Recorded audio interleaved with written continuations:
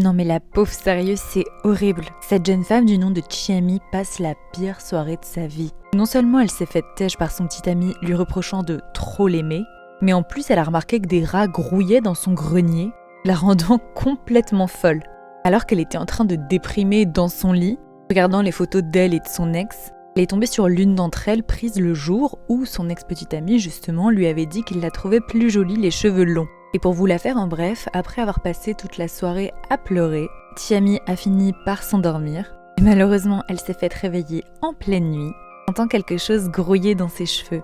Malheureusement, c'est rapidement qu'elle s'est rendue compte qu'il y avait un gros rat, un de ceux qui grouillait dans son grenier qui avait atterri là. Là, c'était vraiment la goutte de trop pour Chiami vis-à-vis de ses cheveux. Elle a décidé de tout couper, disant au revoir à la fois à ce gros rat et à son gros chien d'ex. Elle a alors demandé à sa petite sœur de l'aider et de lui ramener des ciseaux pour qu'elle coupe tout. Alors que sa sœur était en train de s'exécuter, cherchant les ciseaux dans le salon, elle a entendu un gros cri provenant de la chambre de Chiami. Inquiète, elle a fait demi-tour pour voir ce qui se passait. Quand elle est arrivée dans sa chambre, elle est tombée nez à nez sur le corps sans vie de sa sœur Chiami. Vraiment, c'était une scène d'horreur. Alors je vous passe les détails. En gros, Chiami a été enterrée.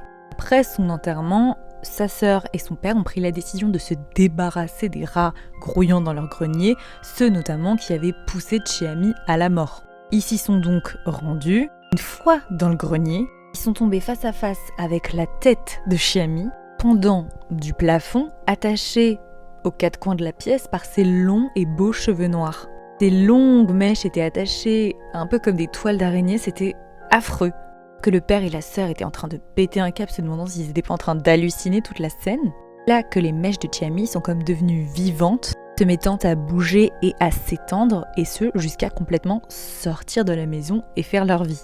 Daron et la sœur étaient tellement choqués par la scène qu'ils n'ont même pas bougé, et les cheveux de la tête de Chiami sont étendus encore et encore, allant jusqu'à dans la maison de son ex-petit ami. Les cheveux de Chiami se sont enroulés autour de lui, et ce jusqu'à lui ôter la vie à son tour. J'adore cette histoire qui parle de cœur brisé.